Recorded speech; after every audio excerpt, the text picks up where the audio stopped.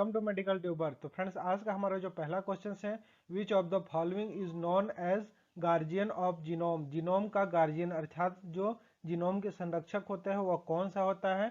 तो इसका ऑप्शन कुछ इस प्रकार है फ्रेंड्स। तो पहला ऑप्शन है P53, सेकेंड है P10, थर्ड है एटीएम एंड फोर्थ है MDM2। और आपके पास 10 सेकेंड का टाइम है, आप मेरे को नीचे कमेंट्स करके बता सकते हैं फ्रेंड्स। और लास्ट में देखेंगे कि आपका कितना क्वेश्चंस सही होते हैं।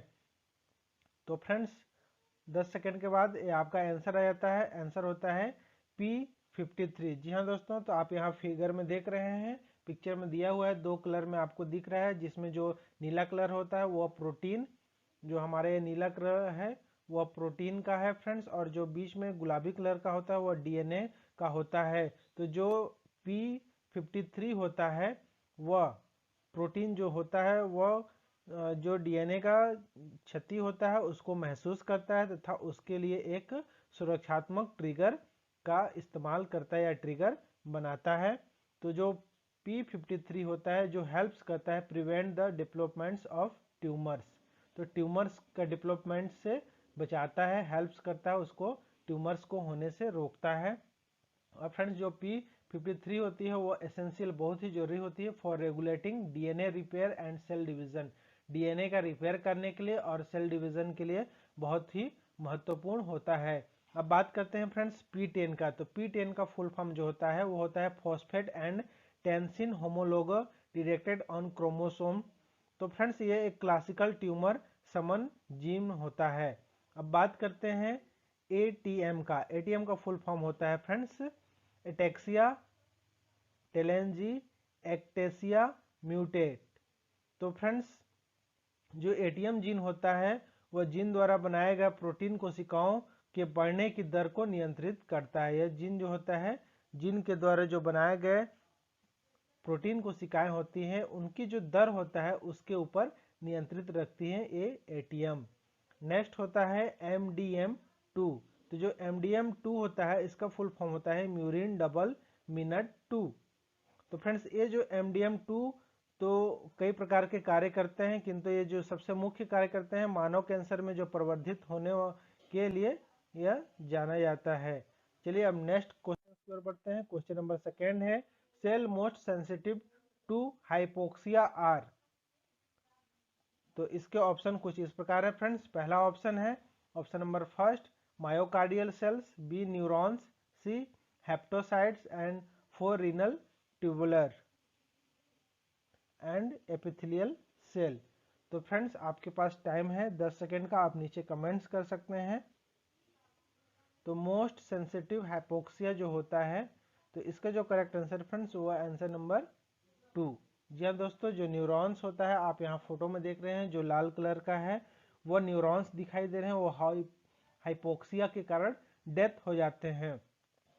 तो फ्रेंड्स इसका जो करेक्ट आंसर है वो है, तो जो one of the most sensitive area होता है ब्रेन में जिसको हाइपोसिक इंजरी इन द हाइपोकैम्पस भी कहा जाता है। और फ्रेंड्स जो ये इसका डेड होने का कारण, सेल इंजरी होने का कारण क्या होता है कि जो इनको पर्याप्त मात्रा में न्यूट्रिएंट्स और ऑक्सीजन नहीं मिलते हैं, इसकी वजह से यह डेथ कर जाते हैं। चलिए अब नेक्स्ट क्वेश्चन की ओर बढ़ते हैं। क्वेश्चन नंबर थर्ड है फाइब्रोसिस इज ड्यू टू। तो फाइब्रोसिस क्यों होता है, किसके कारण होता है। तो ऑप्शन कुछ इस प्रकार है फ्रेंड्स। तो इसमें है TGF beta, IL-7, IL-10 and VEGF। तो फ्रेंड्स आपके पास टाइमिंग है।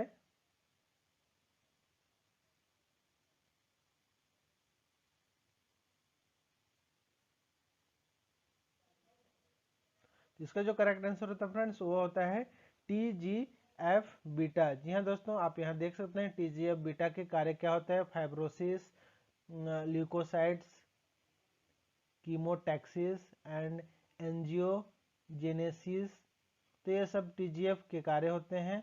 तो जो TGF का फुल फॉर्म होता है TGF बीटा का होता है ट्रांसफॉर्मिंग ग्रोथ फैक्टर। तो इसको transforming growth factor it is highly pleiotropic cytokinin that play important role in वुडिंग हीलिंग। तो घाव को भरने के लिए एंड एंजियोजेनेसिस एंड साथ में इम्यूनो रेगुलेशन एंड कैंसर। तो इन सभी के लिए यह फैक्टर जिम्मेवार होता है या कार्य करता है, इंपॉर्टेंट रोल प्ले करता है। अब बात करते हैं IL-10 का। तो IL-10 को फ्रेंड्स इंटरल्यूकिन 7 कहते हैं एंड IL-10 को इंटरल्यूकिन 10 कहते हैं। तो IL जो 7 होता है वो प्रोटीन हीमेटोपोइटिक ग्रोथ फैक्टर होता है, और जो यह स्त्रावित होता है वो कहाँ से होता है, तो यह stromal cell in bone marrow और थाइमस। तो थाइमस और बोन मेरो के जो स्ट्रोमल सेल होते हैं वहाँ से ये सीक्रेट होते हैं IL-7, या फिर जिसको हम कहेंगे इंटरल्यूकिन 7। अब वही बात करते हैं इंटरल्यूकिन 10 का। तो इंटर जो ल्यूकिन 10 होता है इसे ह्यूमन साइटोकाइनिन सिंथेसिस फैक्टर के नाम से जानते हैं, और जो होता है ये एंटी इन्फ्लामेटरी प्रॉपर्टीज होती है, और ये जो कार्य करते हैं वो होता है मेंटेनिंग का कार्य करते हैं, जो नॉर्मल ऊतक हिमोटोसिस के मेंटेनिंग के लिए कार्य करते हैं। अब बात करते हैं VEGF। तो VEGF का फुल फॉर्म होता है वेस्कुलर एंडोथेलियल ग्रोथ फैक्टर, और जो होता है ये कार्य करते हैं वो न्यू ब्लड वेसल्स प्रमोट करते हैं, ग्रोथ करने के लिए प्रमोट करते हैं, और जो न्यू ब्लड वेसल्स इंजरी के बाद बनाते हैं। अर्थात इनका जो मुख्य कार्य होता है वो न्यू ब्लड वेसल्स को बनाने के लिए ये जो फैक्टर होते हैं वह बहुत ही कार्य करते हैं। तो इस तरीके से फ्रेंड्स ये फाइब्रोसिस के बारे में हम जान गए, इसके साथ साथ इस ऑप्शन के बारे में भी जान लीजिए। चलिए हम नेक्स्ट क्वेश्चन की ओर बढ़ते हैं। क्वेश्चन नंबर हमारा 4th है, लेडिन फैक्टर इज। तो लेडिन फैक्टर कौन सा होता है, तो ऑप्शन है, तो ऑप्शन नंबर 1 है factor 4, factor 6, factor 8 and factor 5। तो चलिए आपके पास टाइमिंग है 10 सेकेंड का, आप 10 सेकेंड में आंसर दे सकते हैं फ्रेंड्स। नीचे कमेंट्स में आपके लिए सोचने के पास टाइमिंग है फ्रेंड्स, और उम्मीद करता हूँ मेरा वीडियो अगर आपको ये सब पसंद आता है तो चैनल को कर लीजिएगा सब्सक्राइब। और फ्रेंड्स यहाँ मोर स्टडी दिया हुआ है मेरे वेबसाइट पे sarkariresult.fast.com पे भी जाके आप देख सकते हैं। तो इसका करेक्ट आंसर है फ्रेंड्स फैक्टर 5। तो जो फैक्टर 5 रिस्पॉन्सिबल होते हैं वो होते हैं ब्लड क्लॉटिंग के लिए फ्रेंड्स, आप सभी को तो पता ही है। तो फैक्टर ऑफ लिंडन क्लॉट के लिए होता है। तो the most common genetic predisposition to blood clots होते हैं, और जो this mutation can increase your change of develop abnormal blood clot. तो जो लिंडन फैक्टर 5 होता है वह हमारे जो ब्लड क्लॉटिंग होते हैं वो एबनॉर्मल ब्लड काउंटिंग को बढ़ाता है, ब्लड क्लॉटिंग को बढ़ा देता है, जबकि जो फैक्टर 5 ओनली जो फैक्टर 5 होता है वो हमारे ब्लड क्लॉटिंग का मतलब कार्य करता है, किंतु ये जो लिंडन 5 फैक्टर होता है वह एबनॉर्मल जो ब्लड क्लॉटिंग होता है उसको इंक्रीज करता है। चलिए अब नेक्स्ट क्वेश्चन की ओर बढ़ते हैं। तो क्वेश्चन नंबर 5 है मैक्रोग्लोसिया इज सीन इन। तो मैक्रोग्लोसिया कहाँ सीन होता है, तो इसके ऑप्शन कुछ इस प्रकार हैं। ऑप्शन नंबर 1 होता है एमाइलोडोसिस हो गया, सेकेंड है folic acid deficiency, and third है आयरन डेफिशिएंसी, एंड फोर्थ है मोटर न्यूरॉन डिजीज।